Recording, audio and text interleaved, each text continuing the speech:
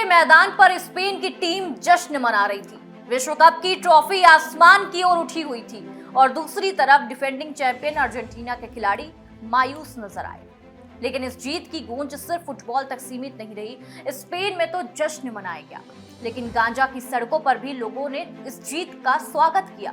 वहीं इजराइल के अर्जेंटीना के समर्थन नेताओं के बीच खामोशी छा गई। आखिर ऐसा क्यों हुआ? क्या ये सिर्फ एक फुटबॉल मैच था या फिर इसके पीछे छिपी थी भू राजनीति की एक बड़ी कहानी? इंडिया न्यूज में आप सभी दर्शकों का बेहद स्वागत है।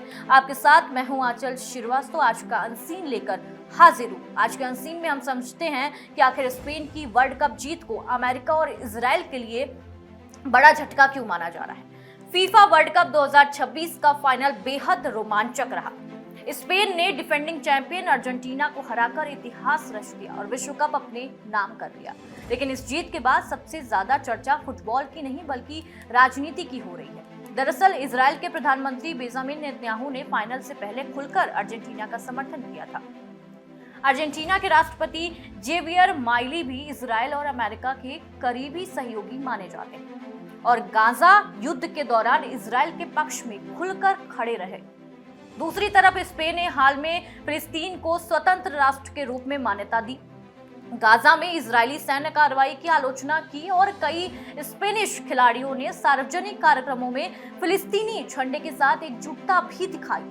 और देखिए, यही वजह है कि इस फाइनल को कई लोग सिर्फ एक खेल मुकाबला नहीं मान रहे, बल्कि दो अलग अलग राजनीतिक सोच के प्रतीक देशों के बीच टकराव के रूप में देख रहे हैं।